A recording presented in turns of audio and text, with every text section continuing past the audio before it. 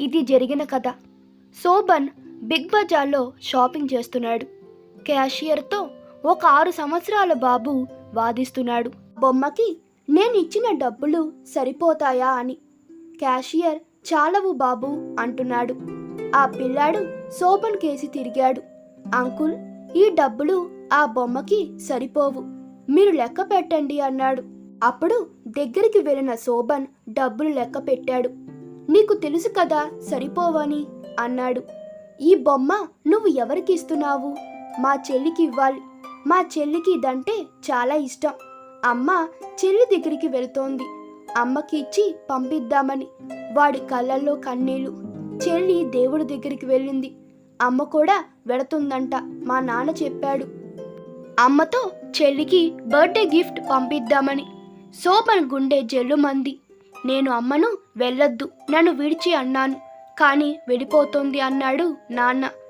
నేను బొమ్మ కొనుక్కొని వచ్చే వరకు ఉండమని అన్నా. చూడండి అంకుల్, ఇది నా ఫోటో. ఇది పట్టుకెళ్ళి చెల్లికి చూపించి నేను తనకు ఇచ్చిన బర్త్డే గిఫ్ట్ ఇవ్వమని చెప్తాను అమ్మతో. నాకు మా అమ్మ అంటే చాలా ఇష్టం, కానీ నాతో ఉండదంట. చెల్లి దగ్గరికి వెళ్ళిపోతుందంట. శోభన్ ఆ పిల్లాడితో ఇంకోసారి లెక్క పెడతామా?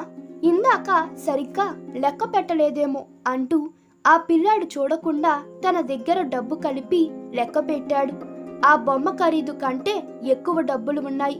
థ్యాంక్ యూ గాడ్, నాకు కావాల్సిన డబ్బులను నువ్విచ్చావు అన్నాడు శోభన్ వైపు చూసి. నేను రాత్రి దేవుడికి అడిగాను చెల్లికి బొమ్మ కొనడానికి డబ్బులు ఇవ్వమని. అమ్మకు తెల్ల గులాబీలు ఇష్టం, అవి కొనడానికి కూడా డబ్బులు ఇవ్వమని అడగలేకపోయాను, కానీ దేవుడు ఇచ్చాడు. అమ్మకి తెల్ల గులాబీలు ఎంత ఇష్టమో. షాపింగ్ ముగించుకొని ఇంటికి వెళుతున్న శోభన్ మనసంతా ఆ పిల్లాడిదే. సడన్గా శోభన్కి గుర్తుకొచ్చింది 2 రోజుల క్రితం ఈనాడులో చదివిన న్యూస్. మద్యం మత్తులో కారును ఢీకొట్టిన ట్రక్కు, పసిపాప మరణం, కోమాలో తల్లి. తనకు బిగ్ బజార్లో కనబడిన పిల్లాడు అతనేనా? 2వ రోజు ఉదయం పేపర్లో మరణించిన తల్లి అంటూ వివరాలు కనిపించాయి. శోభన్ ఆగలేకపోయాడు. వివరాలను బట్టి అక్కడికి తెల్ల గులాబీలు గుర్తు పట్టుకొని వెళ్ళాడు. ఆమె గుండెల మీద పిల్లాడి ఫోటో, అతడు కొండ బొమ్మ, ఆమె చేతిలో తెల్ల గులాబీ. కన్నీళ్లను ఆపుకోవడం వీలు కాలేదు. మద్యం మత్తులో ఒక డ్రైవర్ కొన్ని క్షణాల్లో చేసిన యాక్సిడెంట్ ఆ పిల్లాడికి చెల్లిపై ఉన్న ప్రేమని, అమ్మని దూరం చేసేసింది. Please do not drink and drive. ఈ వీడియో మీకు నచ్చినట్లయితే మీ అభిప్రాయాలు కామెంట్లో తెలపండి. Please like, share and subscribe to my channel. Thank you.